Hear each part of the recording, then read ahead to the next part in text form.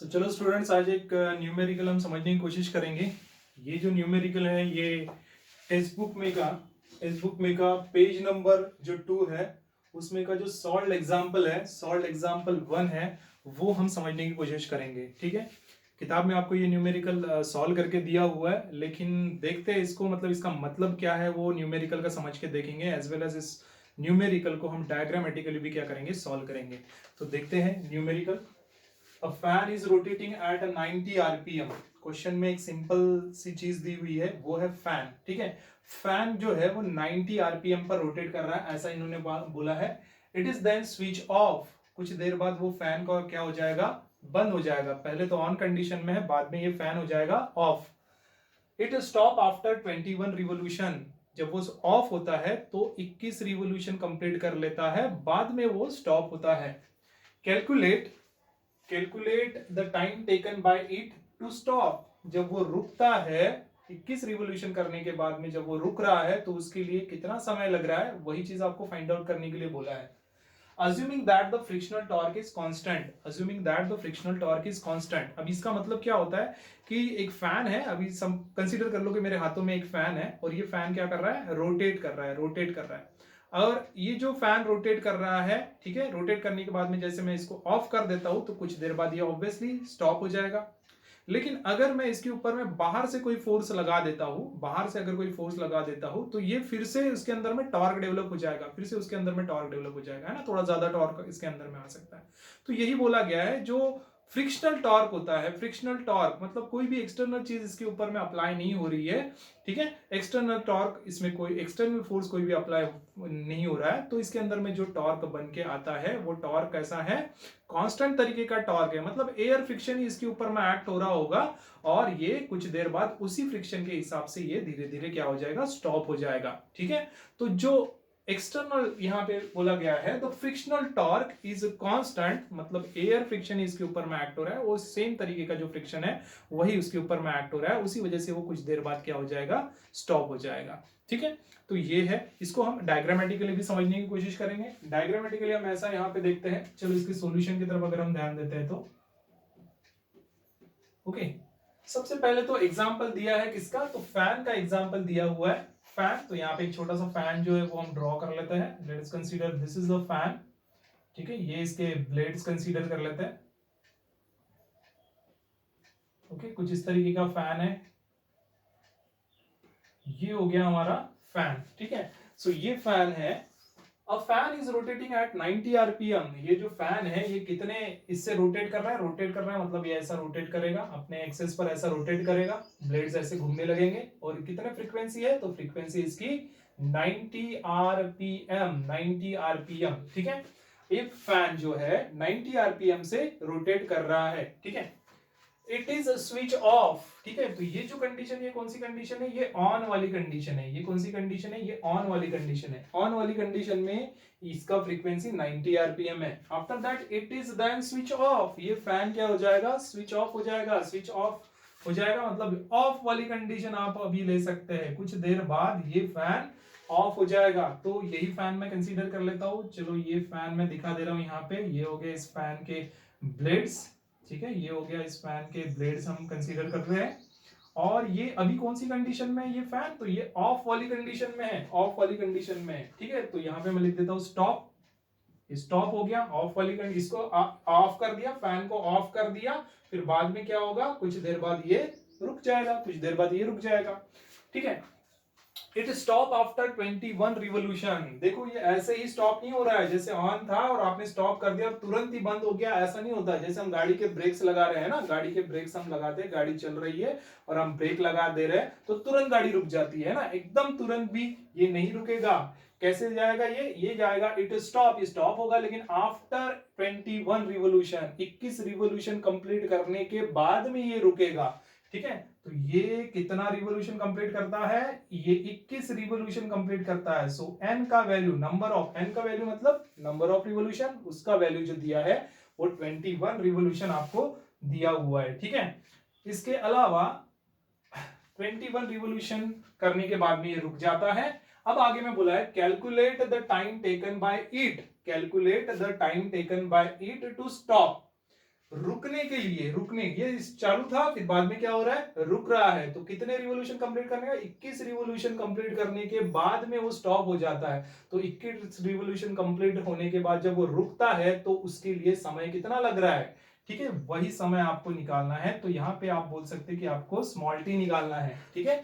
21 revolution complete करने के बाद जो भी इसका समय लगता है, 21 रिवोल्यूशन कंप्लीट करने के लिए जो भी इसका समय लगता है वो समय टी आपको कैलकुलेट करना है यहाँ पे, ठीक है। Assuming that the frictional torque is constant. अभी मैंने आपको बताया कोई भी एक्सटर्नल फोर्स इसके ऊपर में अप्लाई नहीं हो रहा है, सो दैट इसके अंदर में कुछ ज्यादा टॉर्क बॉडी के अंदर में डेवलप नहीं होगा, ठीक है। एक कांस्टेंट तरीके का टॉर्क जो है, जैसे मान लो कि एयर इसके सराउंडिंग में है तो वो एयर फ्रिक्शन उसको दे रहा है, इस वजह से इसका जो टॉर्क भी बनेगा बॉडी के अंदर में, जो भी टॉर्क एक्ट होते जाएगा वो कांस्टेंट तरीके का ही टॉर्क इसमें डेवलप है, ठीक है। तो अब जाते हैं इसके सॉल्यूशन की तरफ। स्मॉल टी का वैल्यू आपको निकालना है, ठीक है। जब भी कोई ऑब्जेक्ट रोटेट करता है तो इसके लिए हमारे पास में कुछ फॉर्मूलेज है, ठीक है। इसके लिए हमारे पास में कुछ फॉर्मूलेज है। जब भी कोई ऑब्जेक्ट रोटेट करेगा तो हमारे पास में सर्कुलर मोशन वाले फॉर्मूले है और उसमें ही भी एक फॉर्मूला अप्लाई होता है, उसमें भी जो फॉर्मूलेज है वो है काइनेमेटिकल इक्वेशंस वाले, ठीक है। सो काइनेमेटिकल इक्वेशंस के कौन से फॉर्मूलेज हैं हमारे पास में, kinematical equations for the circular motion, उसके लिए फॉर्मूले है that is omega is equal to omega not plus alpha t. ये फॉर्मूला है रोटेशनल मोशन के लिए, आप बोल सकते हैं सर्कुलर मोशन के लिए आप बोल सकते हैं कि काइनेमेटिकल इक्वेशन ये अप्लाई होता है जब भी कोई ऑब्जेक्ट रोटेट करता है। तो omega is equal to omega square is equal to omega not square plus twice alpha theta, ये फॉर्मूला है हमारे पास में, ठीक है। इसके अलावा हमारे पास में फॉर्मूला है theta is equal to this is omega not t plus 1/2 alpha t square, ये भी फॉर्मूला है, ठीक है। ये फॉर्मूले आपके हो चुके हैं, आपको पढ़ा दिए गए हैं।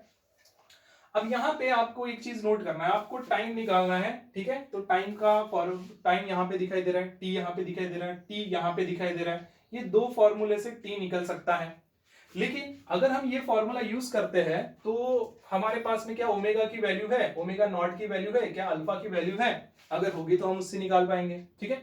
तो देखते हैं, चेक करते हैं यहाँ पे ओमेगा, फिलहाल तो यहाँ पे फ्रीक्वेंसी दिया हुआ है, ठीक है। जब चालू है फैन तो फ्रीक्वेंसी दिया हुआ है इतना है, ठीक है। जब वो बंद हो रहा है, स्टॉप हो रहा है, तब कितना फ्रीक्वेंसी है, क्या है, ये सब चीजें नहीं दिया हुआ है, ठीक है। तो देखो जब भी फैन ऑन वाली कंडीशन में रहेगा, अब उसकी फ्रीक्वेंसी अगर आपको दी हुई है तो ये फ्रीक्वेंसी इनिशियल फ्रीक्वेंसी कहलाएगी, और जब स्टॉप हो जाएगा तब जो फ्रीक्वेंसी रहेगी तो वो फाइनल फ्रीक्वेंसी हो जाएगी। तो यहाँ पे इनिशियल फ्रीक्वेंसी जो है वो मैं इसको इनिशियल है इसलिए इसको नॉट करके लिख देता हूं, फ्रीक्वेंसी नॉट, जो कि 90 आरपीएम दिया हुआ है। और आपको फ्रीक्वेंसी के बारे में यहाँ पे नहीं दिया हुआ, यहाँ पे तो एंगुलर वेलोसिटी के बारे में दिया है। And there is one relation between the angular velocity और फ्रीक्वेंसी का एक रिलेशन है। तो omega is equal to twice pi frequency है, क्योंकि इनिशियल फ्रीक्वेंसी है तो इनिशियल एंगुलर वेलोसिटी निकलेगा यहां से ओमेगा नॉट, ठीक है। अब आप अगर देखते हैं तो ये 90 आरपीएम दिया हुआ है, इसको हम क्या करेंगे, आरपीएस में कन्वर्ट करेंगे, क्योंकि हम मोस्ट ऑफ ऑल मतलब मैक्सिमम तौर पर हम क्या करते हैं, हम ऐसा यूनिट में कन्वर्ट करने की कोशिश करते हैं, बिल्कुल ऐसा यूनिट में कन्वर्ट करते हैं। तो यहाँ पे आप लिख सकते हैं इट इज इक्वल टू, हम इसको ऐसा यूनिट में कन्वर्ट करेंगे, this is twice pi, frequency कितना है इसका 90 आरपीएम है, तो इसको आरपीएस में कन्वर्ट करेंगे, तो ऑब्वियसली इसको डिवाइड बाय 60 कर देंगे, ये हो जाएगा आरपीएस में कन्वर्ट, ये हो जाएगा आरपीएस में कन्वर्ट, ठीक है। अगर हम इसका सिंपल कैलकुलेशन कर देते हैं, ये 0 0 कैंसिल, ठीक है। यहाँ पे आएगा 2 3 6 और ये हो जाएगा, सॉरी 3 2 6 आप बोलोगे यहाँ पे, और ये 3 3 9, तो यहाँ पे बनेगा दिस 2 2 अगेन गेट कैंसिल, तो यहाँ पे बचेगा 3 पाई आरपीएस, ठीक है। तो ओमेगा नॉट का वैल्यू आपने निकाल लिया है, ओमेगा नॉट यहाँ पे है, ओमेगा नॉट उसका वैल्यू आपने निकाल लिया, आपको टी निकालना था, आपको ओमेगा नॉट की जरूरत थी, ऑब्वियसली आपको ओमेगा नॉट यहाँ से मिल रहा है, ठीक है। उसके बाद में कितना आया वैल्यू, 3 पाया आरपीएस इतना आया। उसके बाद में ओमेगा है क्या आपके पास में, ओमेगा, ठीक है। ओमेगा मतलब ये हो जाएगा फाइनल एंगुलर वेलोसिटी, तो इसके नीचे में हम यहाँ पे जा रहे हैं, ये हमारा इनिशियल था, ये हो जाएगा फाइनल, और फाइनल होता है तो मतलब यहाँ पे फाइनल मतलब इसके लिए हम ओमेगा कंसीडर कर लेते हैं, ठीक है। ओमेगा का वैल्यू आपको दिया नहीं है, लेकिन आपको बोला है कि ये स्टॉप हो गया है। और जब ये स्टॉप होगा तो फाइनल फ्रीक्वेंसी क्या बनेगा, इसका फाइनल फ्रीक्वेंसी बनेगा 0, है ना। फाइनल फ्रीक्वेंसी कितना बनेगा, 0 बन जाएगा, 0 आरपीएस, ठीक है। और ये 0 बनता है तो ओमेगा क्या होता है, ओमेगा होता है ट्वाइस पाया फ्रीक्वेंसी, और इस तरीके से आप लिख सकते हो ट्वाइस पाया फ्रीक्वेंसी का वैल्यू 0, इट मींस ओमेगा क्या निकल के आएगा, 0 निकल के आएगा। तो फाइनल हमारा एंगुलर वेलोसिटी जो हुआ वो 0 हो गया, है ना। तो यहाँ पे इनिशियल एंगुलर वेलोसिटी भी हमारे पास में है, फाइनल एंगुलर वेलोसिटी भी हमारे पास में है, मतलब ये दोनों की वैल्यू है, ठीक है। तो टी निकालने के लिए ये दोनों की वैल्यू हमें मिल गई है, लेकिन अल्फा भी हमें होना चाहिए पता। अगर अल्फा की वैल्यू पता है तो हम क्या कर सकते हैं, ये टी का वैल्यू निकाल सकते हैं, ठीक है। सो क्या अल्फा दिया हुआ है यहाँ पे अल्फा, तो अल्फा आपको क्वेश्चन में नहीं दिया हुआ है, अल्फा आपको क्वेश्चन में नहीं दिया हुआ है, ठीक है। अल्फा की वैल्यू आपको क्वेश्चन में नहीं दी हुई है तो हमें अल्फा निकालना पड़ेगा। अल्फा की वैल्यू आपको नहीं दी हुई है तो आपको क्या करना पड़ेगा, अल्फा निकालना पड़ेगा, ठीक है। लेकिन अल्फा हम निकाल सकते हैं क्या, अल्फा हम निकाल सकते हैं। अल्फा निकालने के लिए भी हमें एक फॉर्मूले की जरूरत होती है। हमें पता है कि अल्फा निकालने के लिए कौन सा फॉर्मूला है हमारे पास में, ये होता है alpha is equal to omega minus omega not divided by t. मतलब ये तो चलो 2 है हमारे पास में, ये टी की जरूरत पड़ेगी हमें। टी तो निकालना है अपने को, कितना समय लगेगा उसके लिए, है ना। 21 रिवोल्यूशन कंप्लीट करने के लिए जो समय लग रहा है वही तो हमें निकालना है टी। तो यहां से आप ये अल्फा नहीं निकाल सकते, ठीक है। अल्फा चाहिए लेकिन अल्फा आप ऐसे फॉर्मूले से नहीं निकाल सकते हैं। दूसरा कौन सा फॉर्मूला है आपके पास में अल्फा निकालने का, तो सर्कुलर मोशन में एक फॉर्मूला है that is a t is equal to r, a t is equal to r alpha, ये फॉर्मूला है ना। तो यहां से आप निकाल सकते हैं क्या, यहां से ये अल्फा इज इक्वल टू ये हो जाएगा एटी डिवाइडेड बाय आर, ठीक है। ये आर और एटी चीज आपको यहाँ पे नहीं दी हुई है, यहां से यहां तक का लेंथ कितना होता है आर, ये नहीं दिया हुआ है। एटी बोला है तो टेंजेंशियल वेलोसिटी होता है एटी, मतलब तो वो भी चीज नहीं दिया हुआ है। मतलब आप ये फॉर्मूले से भी अल्फा नहीं निकाल सकते, ये फॉर्मूले से भी आप अल्फा नहीं निकाल सकते, ठीक है। टी निकालने के लिए अल्फा की भी जरूरत है, वो आप इस तरीके से नहीं निकाल सकते, ठीक है। तो हमारे पास में जो मेन फॉर्मूलेस थे वो फॉर्मूले से हम अल्फा चीज नहीं निकाल सकते। तो फिर हमारे पास में दूसरा तरीका क्या बच जाता है, तो हमारे पास में दूसरा तरीका ये बचेगा, बराबर ध्यान दीजिएगा। अब ये जो कंडीशन है, फैन स्टार्ट कंडीशन में था, फैन स्टॉप कंडीशन में आ गया।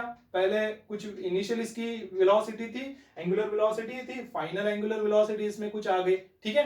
लेकिन जब ये चीज होता है यहाँ पे, तो यहाँ पे देखो एक्सटर्नल टॉर्क क्या है, एक्सटर्नल टॉर्क बोलो या फ्रिक्शनल टॉर्क कैसा है, कांस्टेंट है। और जब फ्रिक्शनल टॉर्क कांस्टेंट रहेगा तो यहाँ पे अल्फा की जो वैल्यू आएगी, ठीक है, अल्फा की जो वैल्यू निकल के आएगी वो अल्फा की वैल्यू क्या रहेगी, सेम रहेगी। अल्फा की वैल्यू इसके लिए बोलो या फिर अल्फा की वैल्यू आप इसके लिए बोलो, अल्फा की वैल्यू सेम रहेगी, ठीक है। मतलब सेम रहेगी मतलब क्या होगा, ये अल्फा की वैल्यू आप बोलोगे यहाँ पे, अल्फा की वैल्यू चाहे ये फॉर्मूले के लिए ले लो, चाहे अल्फा की वैल्यू जो है ये फॉर्मूले के लिए ले लो, चाहे अल्फा की वैल्यू ये फॉर्मूले के लिए ले लो, आपको अल्फा की वैल्यू क्या मिलेगी, सेम मिलेगी हर फॉर्मूले के लिए। क्योंकि फॉर्मूला सर्कुलर मोशन से रिलेटेड है, एंगुलर मोशन से सॉरी रोटेशनल मोशन से रिलेटेड है। तो यहाँ पे अल्फा, यहाँ पे अल्फा, यहाँ पे अल्फा जो रहता है ये अल्फा क्या रहेगा, सेम ही रहेगा, ठीक है।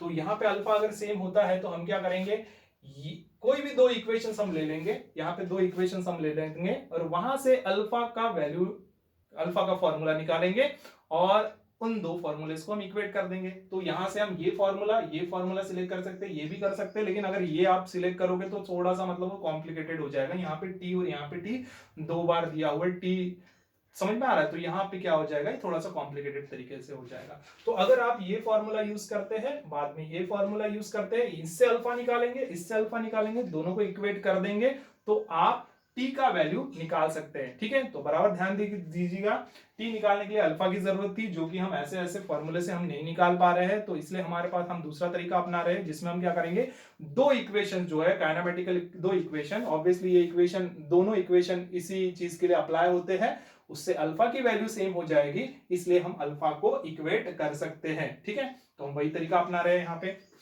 आगे देखेंगे इसको। तो अगर मैं ये फॉर्मूला पहले यूज करता हूं तो इससे मैं अल्फा की वैल्यू क्या निकाल सकता हूं, तो इससे मैं अल्फा की वैल्यू या फिर अल्फा का फॉर्मूला क्या बना सकता हूं, ये फॉर्मूला बनेगा, यहां से ये ओमेगा इधर साइड में, this is omega minus of omega not is equal to alpha t हो जाएगा। और अल्फा अगर निकालना है तो ये हो जाएगा सिंपल तरीके से, alpha is equal to this omega minus of omega not, ये टी क्या आएगा, नीचे साइड में आ जाएगा, सो दिस इज टी, है ना, कुछ इस तरीके से अल्फा बनेगा। ठीक है, तो यहाँ पे मैं इसको मैं इक्वेशन 1 ले सकता हूँ, ले लेता हूँ इसको। ठीक है, दूसरा मेरे पास में फॉर्मूला है।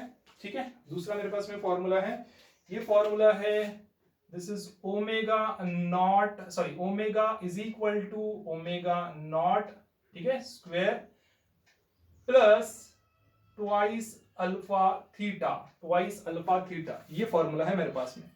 तो यहां से अगर मैं अल्फा निकालना चाहूंगा तो ये क्या हो जाएगा, ये वैसे ही कर देता हूं मैं इसको, omega square minus of omega not square, ये ओमेगा स्क्वायर जो आ रहा है, ओमेगा नॉट स्क्वायर जो आ रहा है इधर साइड में मैं ले रहा हूं इक्वल टू के, तो ऐसा आएगा, और ये बचेगा ट्वाइस अल्फा थीटा। ठीक है, और मुझे फिर से अल्फा का इक्वेशन निकालना है, तो ये ट्वाइस थीटा को मैं इधर साइड लेके जाऊंगा नीचे साइड में, तो ये क्या बनेगा, ये बनेगा formula alpha is equal to this is omega square minus omega not square divided by twice theta, divided by twice theta. अब मैं इसको ले रहा हूं इक्वेशन 2। ठीक है, सो ये मेरा इक्वेशन है, ये मेरा इक्वेशन है alpha is equal to this one.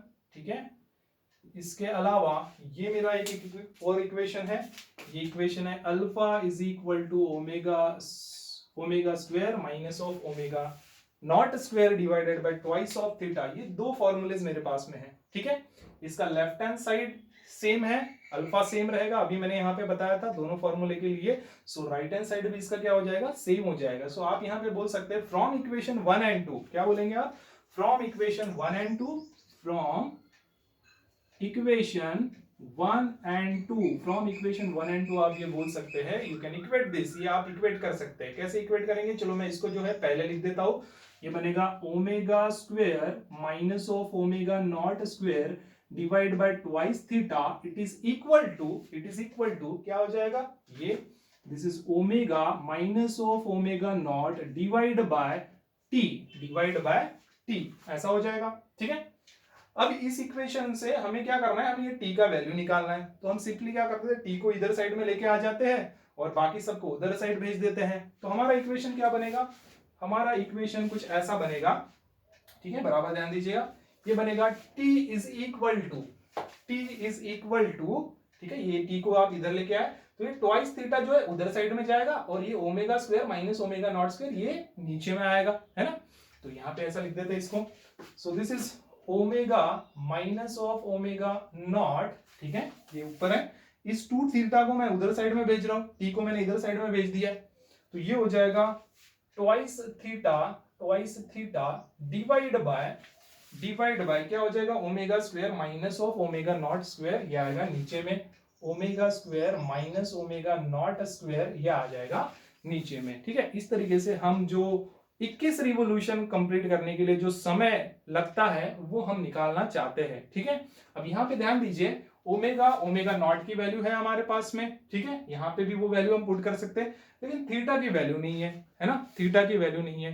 Theta क्या होगा, एंगुलर डिस्प्लेसमेंट होगा। ये जब फैन ऐसा रोटेट करेगा 21 रिवोल्यूशन, पूरे 21 रिवोल्यूशन कंप्लीट करने के बाद में वो स्टॉप होगा, तो इसका एंगुलर डिस्प्लेसमेंट कितना होगा, फॉर 21 रिवोल्यूशन। ये थीटा जो हम यहाँ पे लिखेंगे ना, इसकी वैल्यू, ये किसकी वैल्यू हो जाएंगी, 21 रिवोल्यूशन के लिए जो एंगुलर डिस्प्लेसमेंट होगा उसकी वैल्यू यहाँ पे रहेगी।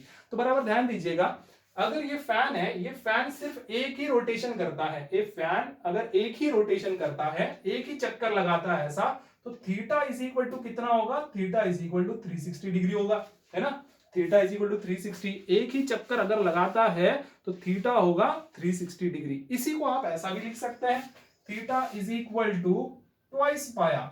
360 का मतलब क्या होगा, 360 का मतलब ये होगा theta is equal to twice pi भी आप लिख सकते हैं। ठीक है, so theta is equal to twice pi किसके लिए हुआ, एक ही चक्कर, एक चक्कर जब लगा रहा था उसके लिए, फॉर 1 रिवोल्यूशन। लेकिन कितने चक्कर लगाया उसने, 21 चक्कर लगाया, 21 रिवोल्यूशन किया, इसलिए अब ये किसके लिए था, 1 रिवोल्यूशन के लिए था। तो आप यहाँ पे सिंपली कुछ नहीं है, मतलब ऐसा समझ लीजिए कि यहाँ पे मल्टीप्लाइड बाय 1 है।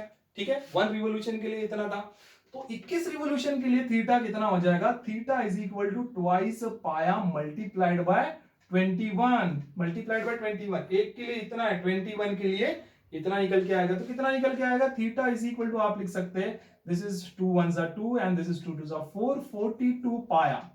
थीटा का वैल्यू जो निकल के आएगा वो निकल के आएगा 42 पाया। या फिर आप सिंपली ये भी बोल सकते हैं कि थीटा का जो फॉर्मूला होता है, ठीक है, for number of revolution this is theta is equal to twice pi multiplied by capital N.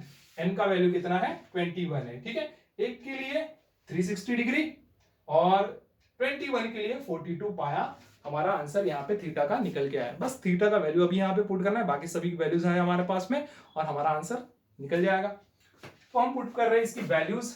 t is equal to omega की वैल्यू क्या है, लुक एट हियर, ओमेगा की वैल्यू है 0, ओमेगा की वैल्यू है 0, 0 माइनस ऑफ ओमेगा नॉट की value क्या है, ओमेगा नॉट की वैल्यू है 3 पाया, जो कि हमने एसआई में कन्वर्ट कर लिया इसको। तो यहाँ पे आप लिखेंगे 3 पाया, ठीक है, multiplied by 2 theta, 2 multiplied by theta कितना है हमारा 21 रिवोल्यूशन के लिए 42 पाया है। तो यहाँ पे आप लिख सकते हैं 2 multiplied by 42 pi, 2 multiplied by 42 pi divide by क्या करेंगे हम यहाँ पे, दिस ओमेगा, वो तो वैल्यू 0 है, 0 का स्क्वायर मतलब 0 माइनस यहाँ पे आएगा 3 पाया का स्क्वायर, समझ में आ रहा है, ये 0 का स्क्वायर हो गया या मतलब 0 ही निकल के आएगा, माइनस ऑफ 3 पाया इसका स्क्वायर। ओके, करते हैं इसको सॉल्व, करते हैं इसको कैलकुलेट।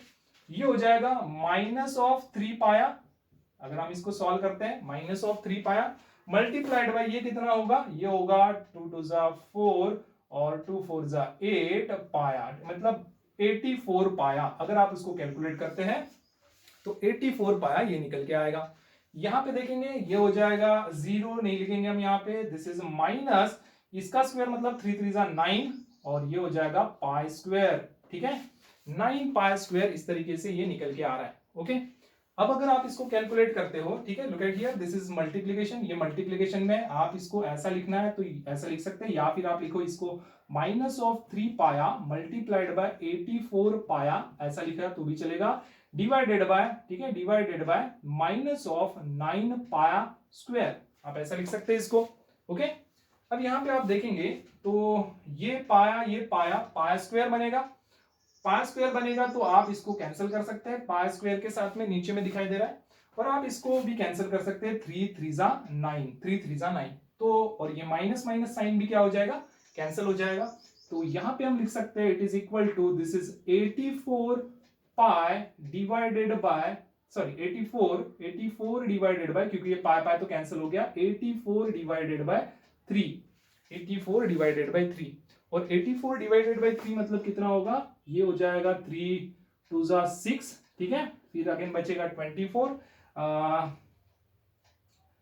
3 8 24, ऐसा निकल के आएगा। और ये क्या है आपका टी है, स्मॉल टी आपने निकाला है, small t that is equal to 28, और स्मॉल टी है आपने एसआई में कन्वर्ट कर लिया था, तो लास्ट में टाइम का जो ऐसा यूनिट होता है वो क्या होता है, तो सेकंड होता है, तो इसीलिए हम इसको सेकंड लिख देंगे। तो हमने आंसर निकाल लिया है अपना, जो 21 रिवोल्यूशन कंप्लीट करने के लिए जो समय लगता है, वो समय कितना लगता है, वो समय लगता है 28 सेकेंड। ये फैन जब चल रहा था, ऑन था, ठीक है, इतने रिवोल्यूशन से 90 रिवोल्यूशन पर मिनट से वो घूम रहा था, रोटेट कर रहा था, आपने उसको ऑफ कर दिया, ऑफ करने के बाद में वो 21 रिवोल्यूशन कंप्लीट करने के बाद में रुक गया। तो 21 रिवोल्यूशन कंप्लीट करने के बाद, 21 रिवोल्यूशन कंप्लीट करने के लिए जो समय लगा है वो समय है 28 सेकेंड, ठीक है। अगर आपको ये वीडियो अच्छा लगा होगा तो आप ऐसे से इसी से रिलेटेड कुछ न्यूमेरिकल अगर आपको नहीं समझ में आ रहे होंगे, ऐसे न्यूमेरिकल्स आप मुझे डिस्क्रिप्शन में या कमेंट में आप बता सकते हैं, कमेंट में आप बता दीजिए, मैं भी उसको अपनी तरीके से जितना हो सकता है विद डायग्रामेटिकली और जो न्यूमेरिकल्स फॉर्मूले के हिसाब से जो रहते हैं और अच्छे कैलकुलेशन के हिसाब से मैं आपको सॉल्व करा दूंगा। अगर अच्छा लगा हो तो बिल्कुल लाइक करिएगा, ठीक है, थैंक यू।